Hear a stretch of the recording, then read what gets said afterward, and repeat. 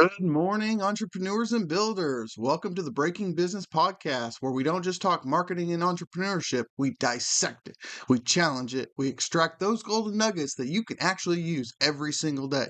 Business is in your blood, and I'm here to make it boil. I'm your host, Dr. Wood. Now let's break it down and build something great.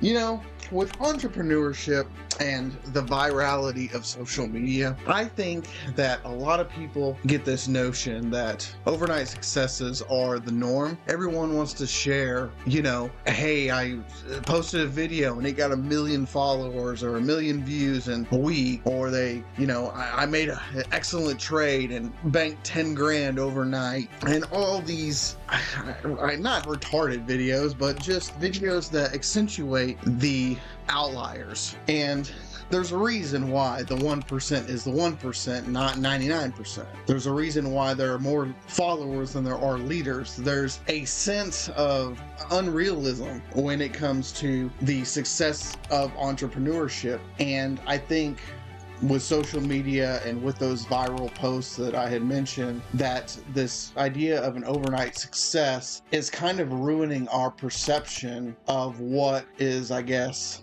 likely to happen when you start your entrepreneurial journey. Most people experience one of two things. Obviously, there's the success or there's the failure. But nobody really wants to show their failures when it comes to social media. They don't want their friends and family to recognize that, hey, I get that you want to be successful, but it's not going to happen and you're failing at all of these various things. You as a creator, as an entrepreneur, don't want to feel the negative impacts of you trying to make it and simply not being able to. And you end up scrolling through TikTok, or you end up looking through Facebook groups, and you see all these stories of people who are making what it feels like making success overnight. It's not about me personally. I don't believe it's about those one-off quick successes. I believe in something called the 1% improvement. And it's not 1% as in the 1% of the top wealthy or whatever. It's the 1% of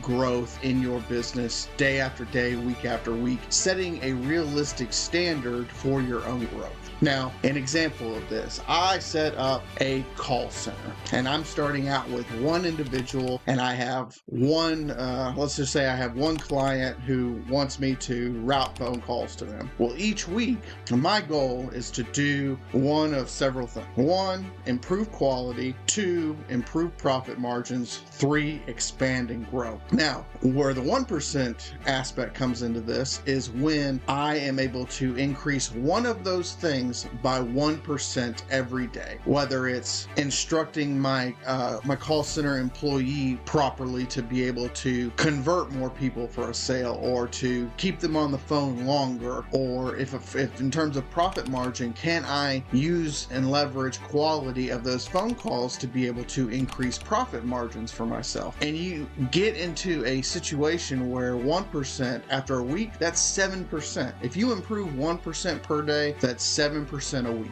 Multiply that out by another 7. So 7 by 7, 7 weeks out, you are now almost 50% better in a thing than you were 6-7 weeks ago. Utilizing that concept, you then can span out to 2-3 years, and you can look at yourself and think, wow, if I was looking from day 1 to day 700, for example, that's a 7-fold improvement increase over time. It's going to seem like an overnight success to some people, but they don't see your nuances, your struggles, your over time increasing all of the various attributes of your business to achieve what you believe entrepreneurship should entail. I think that a good shift in perception would be if people also encourage and advertise around their failures as well, because the realism that most people are going to fail is more likely. So I think that if we celebrate a sense of failure, but learning from those failures and pivoting away from them to create something successful, that would be more valuable to the everyday man than these one-off overnight successes by 20 16-year-olds who just struck it with good luck, or the people who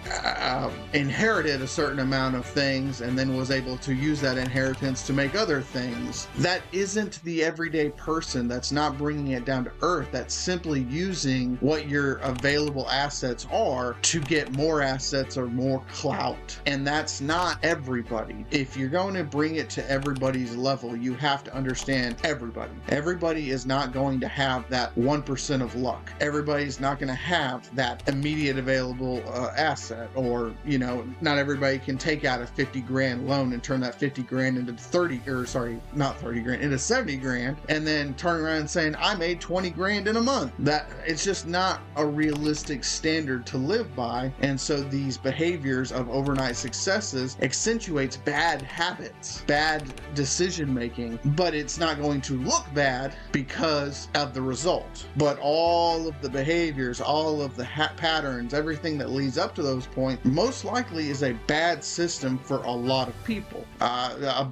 So there was somebody, I can't remember if it was Grant Cardone or one of the other gurus, that made mention about if you're 15, buy your first house, or I can't remember what the exact story or video was, but essentially he was telling younger generations before I think it was around 16, 17-year-olds, he was like, go buy a house, or, you know, put a down payment on a house, or start getting into real estate to start building up your assets. And that's just not realistic for the available resources that most of people who are 16 years old are even able to do. If you can get your first job, and let's say the basic job, at 16 years old, and you're still having to pay for, you know, food, or pay for cell phone, or any of these other things, your excess cash at a minimum wage job is not going to be enough, and you haven't built your credit enough, or haven't had enough history in life enough that anybody would probably approve of that loan. And if you could get an approval of a loan, there's all the other